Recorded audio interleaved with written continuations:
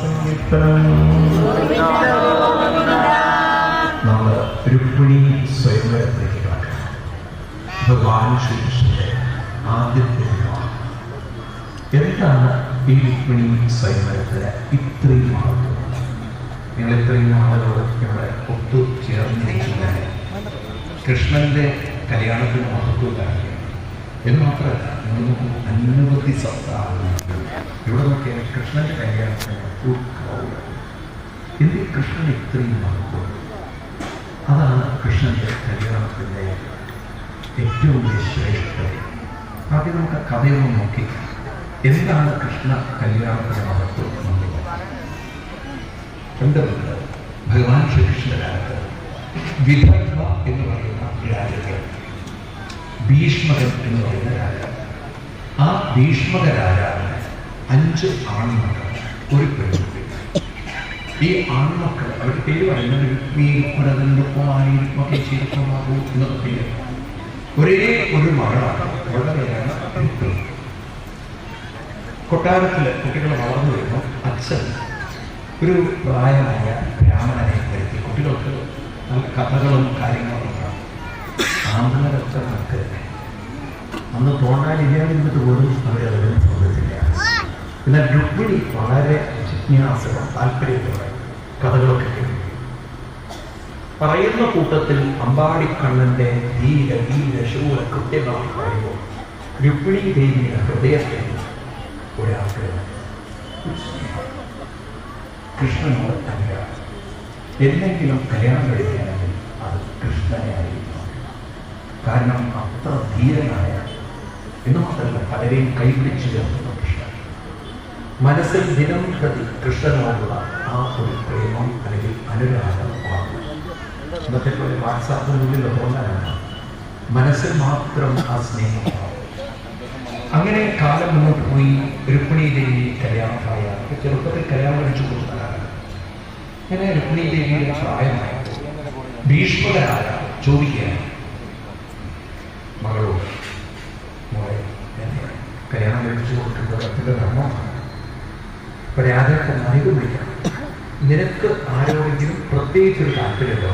എനിക്ക് തോന്നുന്നു ഈ ചോദ്യം പണ്ടേ ചോദിച്ചിട്ടില്ല. ഇന്നിപ്പോ മക്കളോട് ചോദിച്ചില്ലെങ്കിൽ അറിയാം. വല്ലവരെ കൊണ്ടെങ്കിൽ ഞങ്ങൾക്ക് സാധിച്ചില്ലെങ്കിലുള്ള ബുദ്ധിമുട്ട്, വല്ലവരൊക്കെ നിന്റെ മനസ്സിലുണ്ടെങ്കിൽ നീ പറഞ്ഞോളൂ.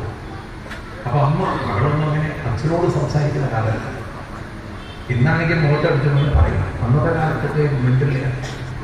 അപ്പൊ അമ്മ പറഞ്ഞു, കൃഷ്ണന്റെ കാര്യം പറയുമ്പോൾ ഇവൾക്കൊരു താല്പര്യമുള്ള പോലെ. അപ്പൊ അച്ഛൻ ചോദിച്ചു, മോളെ കൃഷ്ണനെ എങ്ങനെ അന്വേഷിക്കാവൂ? അപ്പൊ നഖം കൊണ്ട് നിരത്തി വരച്ചു. അപ്പൊ അതൊക്കെ ഒരു പ്രേമത്തിന്റെ ലക്ഷണമാണ്. അപ്പോ മനസ്സിലാക്കി കൃഷ്ണനോടാണ് താല്പര്യം. ഇത് കേട്ടുകൊണ്ട് നിൽക്കുകയാണ് മൂത്ത സഹോദരൻ കൃഷ്ണനെ കണ്ണെടുത്തവരുടെ. കാരണം അയാളുടെ സുഹൃത്താണ് ഈ ജരാസന്ധൻ ഭീമന്റെ. ഇപ്പൊ ജരാസന്ധന് കൃഷ്ണനോടുള്ള വെറുപ്പ് കാരണം ഈ രുക്മിക്ക് വെറുപ്പായി. രുക്മി അവിടെ അലറിക്കൊണ്ടതാണ്, ഞാൻ ജീവനോടുകൂടെ ഈ കല്യാണം നടത്തില്ല. കൃഷ്ണന്റെ യോഗ്യതയില്ല, ഇവിടേക്ക് കയറാൻ പറ്റും കൃഷ്ണൻ. ഈ ചെറുപ്പത്തിൽ തന്നെ വെണ്ണ മോഷണം, പാല് മോഷണം, പിന്നെ പോകട്ടെ കുളിക്കാൻ പറയുന്നത് തുണി കാട്ടി പോരാതെ അമ്മാവന്റെ നേതൃത്വം 4 ജീവിച്ച് കണ്ടിട്ടുള്ളത്. ഇങ്ങനെ ഒരു ക്രിമിനലായിട്ട് ഒരാൾക്ക് കൃഷ്ണൻ അങ്ങനെ ഒരാൾക്ക് എങ്ങനെ കൊടുക്കില്ല? സമ്മതിക്കില്ല, എൻ്റെ പെങ്ങളെ കൊടുക്കാൻ ഞാൻ സമ്മതിക്കില്ല എന്നൊക്കെ പറഞ്ഞ് അച്ഛനോട് പറഞ്ഞു. എങ്ങാനും അച്ഛൻ അതിനൊരു താല്പര്യം കാണിച്ച് കൃഷ്ണനെ വരുത്തിയാൽ ഞാനിവിടെ യുദ്ധം അച്ഛനെ പിടിച്ച് ജയിലിൽ. അച്ഛന് പേടിയേ, അച്ഛൻ്റെ ചോദിച്ചു ആർക്ക് കൊടുക്കും? ഞാൻ എൻ്റെ സുഹൃത്തിനെ കൊണ്ട് കല്യാണം കഴിക്കുകയും എൻ്റെ സുഹൃത്തുണ്ട്, അതാരാ? ശിശുപാലൻ. ആരാണ്? അപ്പൊ ശിശുപാലൻ എന്താ പ്രത്യേകത? അതും രാജാവാണ്. എന്ന് മാത്രമല്ല വേറൊരു പ്രത്യേകത എന്താണെന്ന് വെച്ചാൽ, കല്യാണം കഴിഞ്ഞ് കുഞ്ഞുങ്ങളായാൽ രുക്മിണിക്ക് കുഞ്ഞുങ്ങളെ നോക്കേണ്ട കാര്യമില്ല. കാരണം ഭർത്താവിന്റെ പേര് തന്നെ നല്ല മോഹമുള്ള പേരാണ്. എന്താ പേര്? ശിശുപാലൻ. കുട്ടികളെ നോക്കി. ഇതൊക്കെ കേൾക്കുന്ന അച്ഛൻ എന്ത് പറയാനാണ്? വെള്ളിപ്പോയതിന് ജയിച്ചു. അങ്ങോട്ട് രുക്മി തീരുമാനിച്ചു തന്റെ സഹോദരിയെ ശിശുപാലൻ. അതിനുവേണ്ടി കത്തുകളൊക്കെ തയ്യാറാക്കി രാജാക്കന്മാരെ അറിയിച്ചു, തൻ്റെ സഹോദരിയായ രുക്മിണി ശിശുപാലനെ കല്യാണം കഴിക്കുന്നു എന്ന് നാട് മുഴുവൻ അറിയിക്കാൻ കൊട്ടാരത്തിൽ അതിനു വേണ്ടുന്ന കാര്യങ്ങളൊക്കെ ഒരുക്കി. പണ്ടുകാലത്ത് ദാനം, ഹോമങ്ങൾ, അങ്ങനെ പലതും, പശുദാനം, വസ്ത്രദാനം, ആളുകൾക്കൊക്കെ ഓരോ ദാനങ്ങളൊക്കെ, സമ്മാനങ്ങൾ, ഇതൊക്കെ രുക്മിണി ഒരുക്കി. എന്നിട്ട് രുക്മിണി ദേവിയുടെ വസതിയിൽ കാവൽക്കാരെ വെച്ച് സംരക്ഷിച്ചു. എങ്ങാനൊക്കെ ചാടിപ്പോയാലോ, കാലം അങ്ങനെയല്ലേ, എത്ര നോക്കിയാലും കൃഷ്ണന്റെ കാര്യം പറയാൻ പറ്റില്ല, കട്ടുകൊണ്ടുപോകാൻ സാധ്യതയുണ്ട്. അതുകൊണ്ട് പ്രത്യേകം പാറാവുകാരെയൊക്കെ വെച്ച് ആർക്കും നമുക്ക് പ്രവേശിച്ചില്ല. ഒരു തരം ജയിൽ അവസ്ഥ പോലെ, ഹൗസ് അവസ്ഥ പോലെ രുക്മിണി ദേവി എന്ത് ചെയ്യണം അറിയില്ല. തൻ്റെ ജീവിതം മാറ്റിമറിച്ചു. കൃഷ്ണനിൽ അർപ്പിക്കപ്പെട്ട ജീവിതം ഇപ്പോൾ ഒരു ക്രൂരമായ ശിശുപാലനയിലേക്ക് പോവുകയാണ്. കൃഷ്ണൻ തന്നെ മനസ്സിൽ ധ്യാനിച്ചും കരഞ്ഞും ഇരിക്കുമ്പോഴാണ് കൊട്ടാരത്തിനടുത്തേക്ക് ബ്രാഹ്മണൻ, പഠിപ്പിച്ച ബ്രാഹ്മണൻ പ്രായം കടന്നു വരും.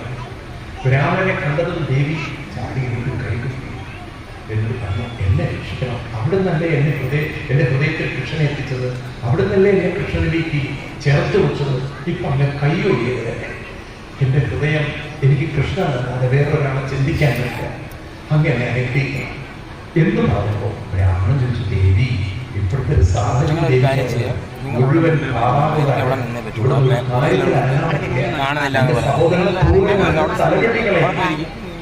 എനിക്ക് അവിടെ നിൽക്കണം,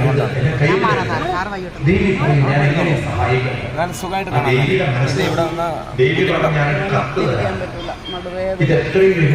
നരച്ചിരിക്കാൻ പറ്റുന്നത് പോയിരിക്കും, കാരണം എനിക്കവിടെ നിൽക്കേണ്ടത്. അതുകൊണ്ടാണ് ഇവിടെ ബാക്കിൽ അവിടെ പോയിരുന്നുള്ളൂ. സുഖമായിട്ട് കണ്ടു. എനിക്കവിടെ നിൽക്കാം. ഞാൻ പിന്നെ നിങ്ങൾ നിന്നുകൊണ്ടാണ് ഇവിടെ നിന്നത്. ഒന്നെങ്കിൽ പുറകോട്ട് മാറാം, അല്ലെങ്കിൽ അവിടെ പോയിരുന്നുള്ളൂ. രണ്ട് തരുന്നുള്ളൂ.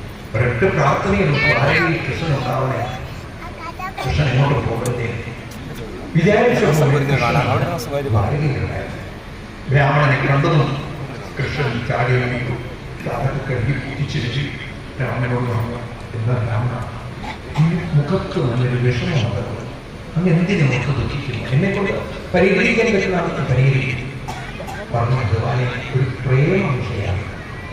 ഭഗവാൻ കൈവിട്ട് 80-ാമത്തെ വയസ്സിലാണല്ലോ ബ്രാഹ്മണ പ്രേമിക്കാൻ കണ്ടത്. അയ്യോ ഭഗവാനെ, എന്റെ പ്രേമമാണ്, ഞാനെന്ത് പ്രേമിക്കുന്നു, അങ്ങനെയോ ഒരു പെൺകുട്ടിക്ക് ഹൃദയം നിന്നതല്ല പ്രേമം എന്ന് മാത്രമല്ല, കുട്ടി ജീവിതം അർപ്പിച്ചിരിക്കുകയാണ്. പക്ഷെ ഇന്ന് അവളുടെ സഹോദരൻ രുക്മി ബലാത്കാരേണ അവളെ ശിശുപാലനെ തീരുമാനിച്ചു. അവളെ രക്ഷിക്കണം, അവിടെ നല്ലത് ആരുമില്ല, അവർക്ക് ഒരു ആശ്രയം എന്നൊക്കെ പറഞ്ഞു. ബ്രാഹ്മണനോട് ചോദിച്ചു, ഇങ്ങനെ അവിടെ പറഞ്ഞാൽ എനിക്കിങ്ങനെ കൊണ്ടുവരാൻ പറ്റുമോ? അല്ല ഭഗവാനെ, അവളൊരു കത്ത് വന്നിട്ടുണ്ട്, തന്റെ മടിയിൽ സൂക്ഷിച്ച കത്ത് ഭഗവാൻ. ലോകത്തിലെ ആദ്യത്തെ കത്ത് ആർക്കായിരിക്കും കിട്ടിയത്? ആർക്കാ കിട്ടിയത്? കൃഷ്ണൻ ആ കത്ത് ബ്രാഹ്മണനോട് പറഞ്ഞു, ബ്രാഹ്മണ, ഈ പ്രേമൊന്നും എത്തിച്ചീലയ. ബ്രാഹ്മണൻ വായിച്ചു. അങ്ങനെ ബ്രാഹ്മണൻ ആ കത്ത് വായിക്കുകയാണ്. രുക്മിണി ദേവി ജനിച്ചത്. നിങ്ങൾക്ക് കേൾക്കാൻ താല്പര്യമുണ്ടോ? താല്പര്യമുണ്ടോ? അത് പ്രേമല്ലേ? ആ ഒരു കത്തൊന്ന് വിശദമായിട്ട് ബ്രാഹ്മണൻ വായിക്കുകയാണ്. ദേവി എഴുതിയിരിക്കുകയാണ്,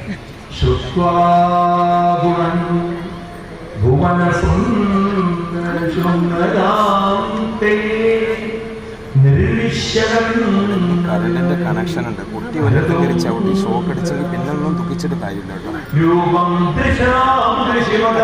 കണക്ഷൻസ്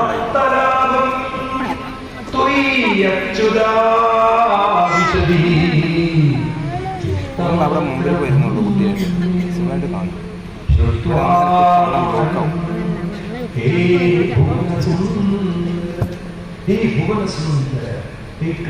അങ്ങയെക്കുറിച്ച് കേട്ട് എന്റെ ഹൃദയത്തിലെ ഇപ്പോൾ അച്യുത അങ്ങേ അർപ്പിക്കപ്പെട്ട ഈ മനസ്സിനെ എന്റെ ക്രൂരനായ സഹോദരൻ ശിശുപാലൻ പിടിച്ചെടുത്ത്, സഹോദരൻ എന്നെ പിടിച്ചെടുത്ത് ശിശുപാലൻ കൊടുക്കാൻ പോകും. ഹരികൃഷ്ണ അനുവദിക്കില്ല. അതുകൊണ്ട് തന്മേ ഭവൻ കരുത പരിരംഗജായ ആത്മാപിതശ്ച ഭവതോത്ര വിഭോ വിദേഹി ചുരും ചൈത്യ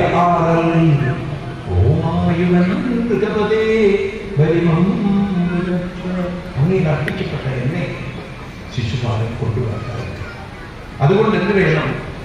അവിടെ തന്നെ അപഹരിക്കണം, തട്ടിക്കൊണ്ടുപോകണം. എങ്ങനെ ദേവിയെ തട്ടിക്കൊണ്ടുപോകുക? ദേവി എന്താ പറയുന്നത്? കൃഷ്ണ കല്യാണത്തിന്റെ അന്തരാത്രികളിൽ അറിയണം. ഇപ്പൊ വൈകുന്നേരം ഘോഷയാത്രയായിട്ട് ഒരു ദേവീക്ഷേത്രത്തിൽ നിന്ന് വസ്ത്രവും മാലിയിട്ട് പൂജിച്ചു. ഘോഷയാത്ര കാണാൻ വേണ്ടി തെരുവീതികളിൽ ആളുകൾ നിൽക്കും. അങ്ങനെ ഞാൻ സിഗ്നലിൽ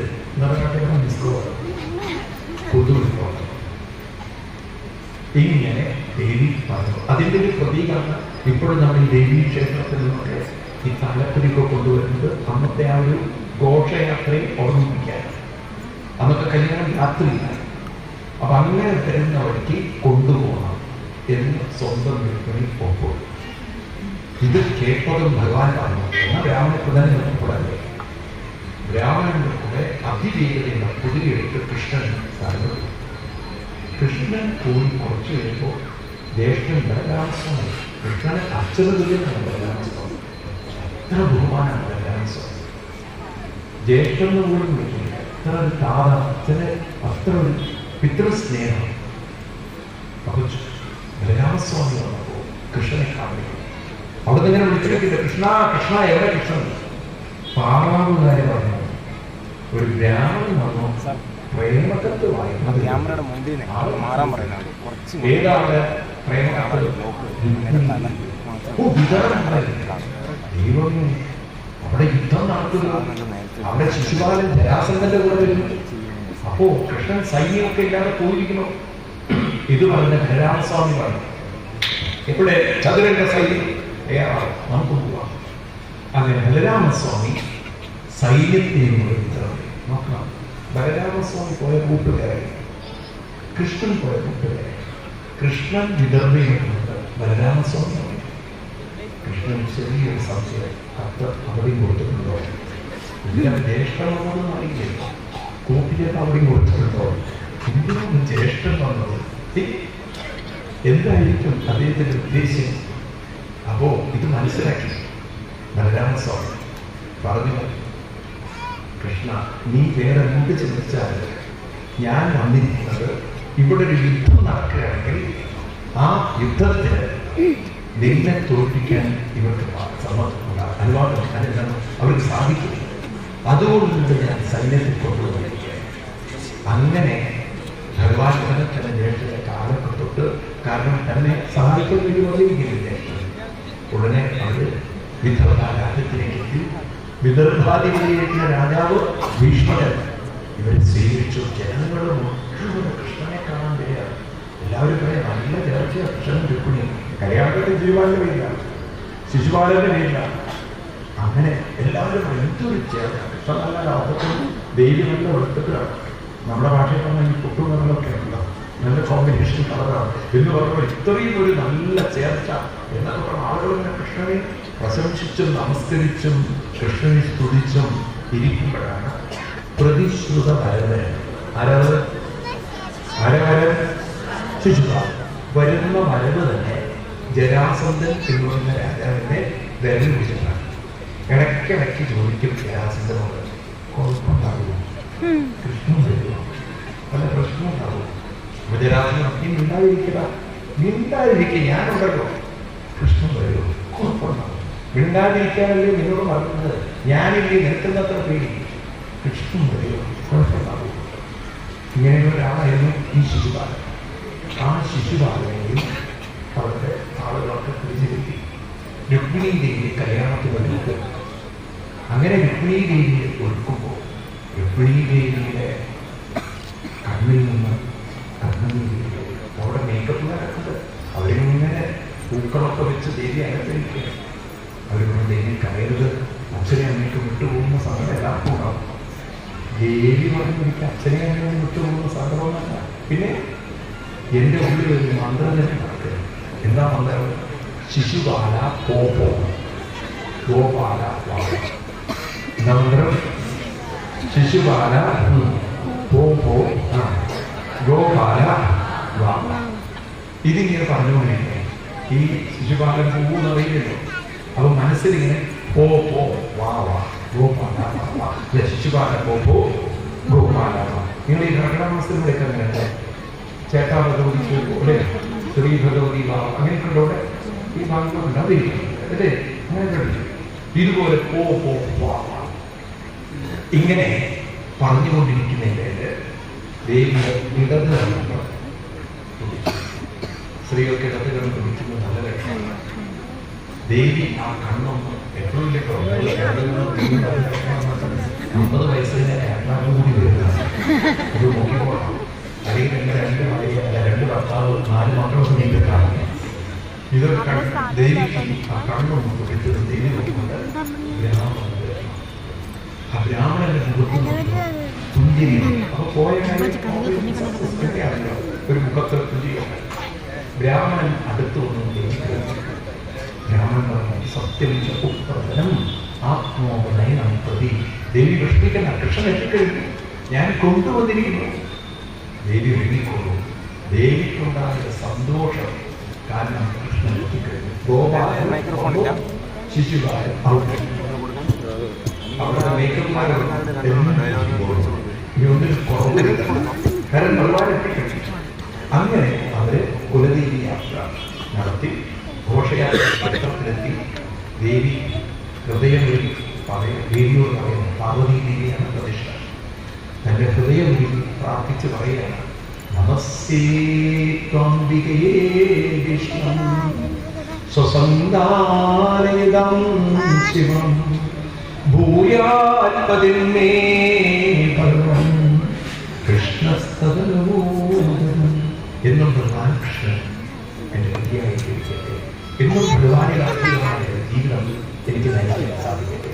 ഇത് പറഞ്ഞുകൊണ്ട് അവിടെ നിന്ന് പ്രസാദം വാങ്ങിച്ച് ഘോഷയാത്ര തിരിച്ചു വരും. ആ വഴിയിൽ ഈ ഘോഷയാത്ര കാണാൻ രാജാക്കന്മാരൊക്കെ നിൽക്കുന്നു. രുക്മിണി ദേവി ആ സ്ഥലത്ത് കൃത്യമെത്തിയത് തോഴിയോടാണ്. എന്നെ കണ്ടിരുന്നു, എന്തോ പോയിരിക്കുന്നു തോഴി, ഒന്ന് കണ്ടിരുന്നു നോക്കൂ. അവര് സത്യമാണെന്ന് വിചാരിച്ചു, കണ്ണിലെന്തോ പോയിട്ട്. അതും പറഞ്ഞ് ദേവി കണ്ണിലൊന്ന് ഓടിക്കാൻ വേണ്ടി കണ്ണൊക്കെ ഇങ്ങനെ തുറന്നൊന്ന് തിരിഞ്ഞു നോക്കും. നല്ല ഉപകാരപ്പെട്ടു. ആ സമയത്ത് കൃഷ്ണനെ കണ്ണുകൊണ്ട് വേണ്ടി. പിന്നെയാണ് ഇവർക്ക് മനസ്സിലായത് കൃഷ്ണനെ വിളിക്കാൻ വേണ്ടി കണ്ടത് കാണിച്ചത്. കൃഷ്ണനെ കണ്ടതും ദേവി വിളിച്ചതും ഒരൊറ്റ ചാട്ടമാണ്. കൃഷ്ണൻ നേരെ രുക്മിണിയുടെ അടുത്തെത്തുന്നു. കൈകൊണ്ട് രുക്മിണി എടുക്കുന്നു, എടുക്കുന്നു, കടിക്കാൻ അപ്പുറത്തുനിന്ന് പറയാതെ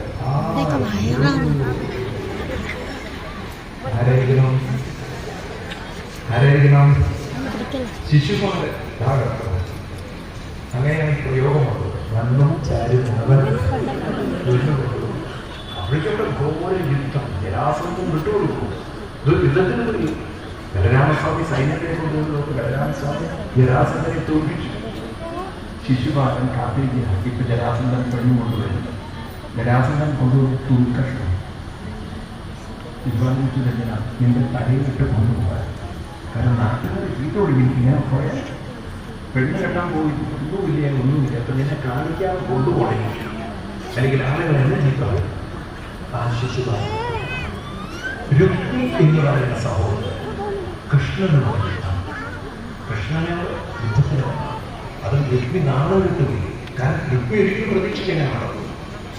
കൃഷ്ണൻ ഒരു നിമിഷം തൻ്റെ രഥത്തിൽ നിന്ന് കയറെടുത്ത് ഈ രുക്മിണിയെ കെട്ടിക്കളഞ്ഞു. രുക്മിണിക്ക് ഇറങ്ങാൻ പറ്റില്ല. വാണുറയിൽ നിന്ന് മരിച്ചപ്പോൾ രുക്മിണിയെ ഓടി വന്ന് പറഞ്ഞു, എൻ്റെ ഈ സഹോദരൻ പോട്ടനാണ്. രുക്മിണിയോട് രക്ഷപ്പെട്ടു. ലേശം വിവരദോഷം കിടത്തിയാവില്ല. അത് ചോദിക്കാം കേട്ടോ. പറഞ്ഞിരുന്നെങ്കിൽ എളുപ്പമായിരുന്നു. എനിക്ക് ഇപ്പൊക്കെ ചോദിക്കാൻ പറ്റില്ല. ഞാനത് ചോദിച്ചോളാം. എൻ്റെ മനസ്സിലുണ്ട് പറഞ്ഞാലും തോന്നുന്നത്. ഒരു കുടുംബ ജീവിതം നന്നായി കൊണ്ടുപോകാൻ ഭാര്യ പറയുന്നത് അക്ഷരം വീട്ടിൽ വലിയ കുഴപ്പമില്ലാതെ ഒരു പ്രശ്നമില്ലാതെ കുടുംബ ജീവിതം കൊണ്ടുപോകും. അങ്ങനെ കൃഷ്ണൻ രുക്മിണി പറയുന്നത് അനുസരിച്ചുകൊണ്ട് രുക്മിണി ദേവിയോട് ദ്വാരകയിലെത്തി ഒരു ശുഭമുഹൂർത്തത്തിൽ രുക്മിണി ദേവി കല്യാണം കഴിക്കുന്ന കല്യാണമാണ് നമ്മൾ ആഘോഷിക്കുന്ന രുക്മിണി സഹസ്രം. എന്തിനാണ് ഈ രുക്മിണി സഹസ്രം ആഘോഷിക്കുന്നത്? അവിടെയാണ് നമുക്ക് ജീവിതത്തിലേക്ക് വേണ്ട ചില ലെസൺസ്. ഒന്ന്, അതിൻ്റെ പിന്നിലുള്ള ആത്മീയതയാണ്. അത് നമുക്കൊക്കെ ആവശ്യം. ഇവിടെ ഏത് കഥ പറയുമ്പോഴും അതിൻ്റെ പിന്നിലുള്ള തത്വമാണ്. അതാദ്യം ഞാൻ പറഞ്ഞത്. ഇവിടെ ഭീഷ്മകൻ എന്ന് നമ്മൾ മനുഷ്യ ശരീരത്തെ അതിനൊക്കെ അർത്ഥങ്ങളുണ്ട്. 5 ആൺമക്കൾ, 5 ഇന്ദ്രിയങ്ങളാണ്. ഒരു മകൾ രുക്മിണി മനുഷ്യന്റെ മനസ്സാണ്. ആ മനസ്സ് ബ്രാഹ്മണനിലൂടെ കൃഷ്ണന്റെ മഹത്വം എന്ന് പറഞ്ഞാൽ ഗുരുവിലൂടെ ഭഗവാന്റെ മഹത്വം, പരമാത്മാവിന്റെ മഹത്വം. അപ്പൊ മനസ്സിലായി, ഞാൻ കല്യാണം കഴിക്കുന്നത് നേടേണ്ടത് പരമാത്മാവിനെ. ആ പരമാത്മാവിനെ നേടാനുള്ള പ്രയത്നത്തിൽ ഇന്ദ്രിയങ്ങൾ കൊണ്ടുപോകാൻ ലൗകിക ജീവിതം. അതാണ് ശിശുപാലം. അവിടെ നിന്ന് ഗുരുത്വം കൊണ്ടും സാധന കൊണ്ടും അവരെയൊക്കെ മറികടന്നുകൊണ്ട് കൃഷ്ണനാണ് പരമാത്മാവിലേക്കുള്ള ഒരു യാത്ര. ആ കൃഷ്ണനെ മനസ്സാകുന്ന രുക്മിണി സ്വീകരിക്കുന്ന ഒരു വിവാഹമായിട്ട് രുക്മിണി സ്വയംവരത്തെ നമ്മുടെ ഋഷികന്മാർ എഴുതി വെച്ചിരിക്കുക. ഈ കല്യാണം നടക്കുന്നത് എവിടെയാണ്? ഇതെവിടെയാണ് നടക്കേണ്ടത്? ഈ കല്യാണം നടക്കുന്നത് എവിടെയാണ്? നമ്മളെല്ലാവരെയും കൂടിയാണ്. എങ്കിലും ഒരു സാമൂഹികമായിട്ട് നമ്മൾ നോക്കേണ്ട വിവാഹം ഇന്നത്തെ കാലത്ത് പ്രത്യേകിച്ച് എനിക്ക് പെൺകുട്ടികളെന്നൊക്കെ പറയാനുള്ളത് പഴയ കാലമല്ല വിവാഹം. ഇന്ന് കാലം മാറി. ഇന്നിപ്പോൾ സ്വന്തം ഇഷ്ടപ്രകാരം ജീവിക്കുന്ന ആളുകളെ ലക്ഷ്യമാണ്. അപ്പോൾ സ്വന്തം ഇഷ്ടത്തിന് പ്രാധാന്യം കൊടുക്കുമ്പോൾ മറ്റൊരാളുടെ ഇഷ്ടത്തെ ഉൾക്കൊള്ളാൻ പറ്റാതെ വരുമ്പോൾ, മറ്റൊരാളുടെ ഇഷ്ടങ്ങളോട് അഡ്ജസ്റ്റ് ചെയ്യാൻ പറ്റാതെ വരുമ്പോൾ, അവരവരുടെ ഇഷ്ടങ്ങൾക്ക് കൂടുതൽ പ്രാധാന്യം കൊടുക്കുമ്പോൾ ആ ബന്ധം ഒരിക്കലും ചേർന്ന്. അപ്പൊ അവിടെയാണ് നമുക്ക് ചില കാര്യങ്ങൾ അറിയാം. ജീവിതത്തിന്റെ സുഖവും സന്തോഷവും അവനവന്റെ ഇഷ്ടങ്ങൾ നടത്തുന്നതിലാകരുത്. ജീവിതത്തിന്റെ സുഖവും സന്തോഷവും മനുഷ്യന്റെ മനസ്സ്, ആ മനസ്സിൽ ഉത്കൃഷ്ടമായ വികാരങ്ങളും വിചാരങ്ങളും. അതിനാണ് ഈ ദൈവീകത, അതിനാണ് ഭക്തി. ആണ് ഒരുമിച്ചിരുന്ന് വിഷ്ണു സഹസ്രം ഒരുമിച്ച് അമ്പലത്തിൽ പോയി ഒരുമിച്ച് നാമം ചൊല്ലുമ്പോൾ ഉണ്ടാകുന്ന ഒരു മെന്റൽ കണക്ടിവിറ്റി. അത് വന്നു കഴിഞ്ഞാൽ മറ്റൊരാളുടെ ഇഷ്ടങ്ങളെ പറയാതെ അറിയാൻ തന്നാൽ ആവുന്ന വിധത്തിലൊക്കെ അത് സാധിപ്പിച്ചു കൊടുക്കാൻ സാധിക്കുമ്പോൾ സ്നേഹം പറയുന്നില്ല. ഇന്നത്തെ സ്നേഹം പറയുന്നതായിരുന്നു. കാരണം ഐ ലവ് യു എന്ന് പറയണം. പണ്ടുള്ളവരെ ലവ് പറയാൻ കഴിയും. കാരണം അവർക്ക് പറയാതെ അറിയാനുള്ള കഴിവും പറയാതെ കാര്യങ്ങൾ ചെയ്തു കൊടുക്കാനുള്ള ഹൃദയം തോന്നുന്നു. ഇതിപ്പോൾ ഭാഷയിലാണ് സ്നേഹം. ഐ ലവ് യു എന്ന് ടൈപ്പ് ചെയ്ത് അയച്ചാലേ ലവ് ആവുള്ളൂ. ഈ ലോകത്തിലേക്ക് മനുഷ്യൻ ചുരുങ്ങി. അതായത് ഹൃദയമില്ല, വെറും വാക്കുകളില്ല. വാക്കുകളുടെ ലോകത്തിലാണ് മനുഷ്യൻ ജീവിക്കുന്നത്. അപ്പോൾ വാക്കുകൾക്കൊക്കെ അർത്ഥവുമില്ല. തുടക്കത്തിൽ അവരുടെ എക്സൈറ്റ്മെന്റ്, പക്ഷെ പിന്നീടൊക്കെ ജീവിതത്തിലെ വിലാസങ്ങളാണ്. നോക്കുക, ജീവിതം ആത്മാർത്ഥതയോടെ കൊണ്ടു നടക്കണമെങ്കിൽ അതിനാദ്യം വേണ്ടത് ഒരു ബൗണ്ടിങ്, വേണ്ടത് ഒരു ഗുരുത്വം. അതാണ് ബ്രാഹ്മണൻ സൂചിപ്പിക്കുന്നത്. ആ ഗുരുത്വമാണ് സത്സംഗം. ആ ഗുരുത്വമാണ് നമുക്കുള്ള സാധനം. ഇപ്പൊ കുട്ടികളൊക്കെ ദിവസവും വിഷ്ണു സഹസ്രനാമം, ലളിതാ സഹസ്രനാമം ഒക്കെ ചൊല്ലി പഠിക്കുന്നുണ്ട്. കല്യാണം കഴിഞ്ഞാൽ ഇതൊക്കെ കൊണ്ടു നടക്കണം. കല്യാണം കഴിച്ചവരെയും അതിലേക്ക് കൊണ്ടുവരണം. ആൺകുട്ടിയാണെങ്കിൽ പെൺകുട്ടിയിലേക്ക് കൊണ്ടുവരണം, പെൺകുട്ടിയാണെങ്കിൽ ആൺകുട്ടിയിലേക്ക് കൊണ്ടുവരണം. കാരണം ഒരു ദൈവീകതയാണ് ഹൃദയത്തിൻ്റെ കണക്ടിവിറ്റി. ദൈവികതയാണ് മനസ്സിലെ പരസ്പരമുള്ള പൊരുത്തം ഉണ്ടാക്കുന്നത്. നമ്മൾ 2 കല്ലുകൾ ചേർത്ത് വെച്ച് ഒരു കെട്ടിടം കിട്ടുമ്പോൾ അതിലൊരു സിമന്റ് വേണം, അതിനെ ചേർത്ത് വയ്ക്കാനുള്ള ഒരു എന്തെങ്കിലും ഒരു സാധനം കോമ്പൗണ്ടിങ് മിക്സ്ചർ വേണം. എന്നതുപോലെ 2 മനസ്സുകളെ ചേർത്ത് വയ്ക്കേണ്ട ഒരു കോമ്പൗണ്ടിങ് മിക്സ്ചറാണ് ഭക്തി. പ്രധാനമുള്ള ദൃഢമായ ഭക്തി. അതിന് നാമവും ക്ഷേത്ര സംസ്കാരം സത്സംഗവും വേണം എന്ന് പറയുന്നു. അതാണ് നമുക്കിന്ന് നഷ്ടപ്പെട്ടുകൊണ്ടിരിക്കുന്നത്. ഇവിടുത്തെ ചെറുപ്പക്കാരൊക്കെ പറയുന്നത് ഇപ്പം നിങ്ങൾക്ക് ഈ പറയണമെന്ന് മനസ്സിലാകും. താളം തെറ്റി എല്ലാം തകരുമ്പോഴാണ് കാരണം ഞാനൊക്കെ കാണുന്നത് ഈ സത്സംഗം അല്ലെങ്കിൽ സപ്താഹങ്ങളൊക്കെ കുടുംബജീവിതത്തെ താളം തെറ്റിയ ആൾക്കാർ അപ്പോഴേക്കും വൈകിട്ട് ഇല്ലേ, എത്രയോ ആളുകൾ വൈകിട്ട് അതിന് മുമ്പ് അവർ ധരിക്കുക. അതിനൊക്കെ മുമ്പ് വന്നിരുന്നെങ്കിൽ പക്ഷേ അവർ രക്ഷപ്പെടുമായിരുന്നു. അതാണ് പണ്ടുള്ളവർ പറയുന്നത്, നേരത്തെ കാണാനുള്ളൊരു ഭാഗ്യം ചിലർക്ക് കിട്ടുള്ളൂ. ഉദാഹരണം പറഞ്ഞില്ലേ, ഉദാഹരണത്തിന്റെ വരികൾ തന്നെ പറഞ്ഞത് കണ്ടതൊന്നോ നീ സത്യമല്ലോ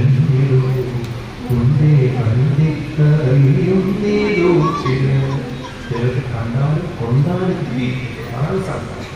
ഇപ്പൊ നമ്മൾ ദിവസവും പത്രത്തിലൊക്കെ വായിക്കാറില്ല. കല്യാണം കഴിഞ്ഞ് കുറച്ച് കഴിഞ്ഞിരിക്കുന്നു, ആത്മഹത്യ ചെയ്യുന്നു, അല്ലെങ്കിൽ കൊന്നു വെട്ടി നോക്കുന്നു. ഇതൊക്കെ വായിക്കുമ്പോൾ മനസ്സിലാക്കണം, മനുഷ്യന്റെ മനസ്സിന് ഈ പ്രേമം എന്ന് പറയുന്നത് ഭാഷയിലുണ്ട്, ഹൃദയത്തിലുണ്ട്.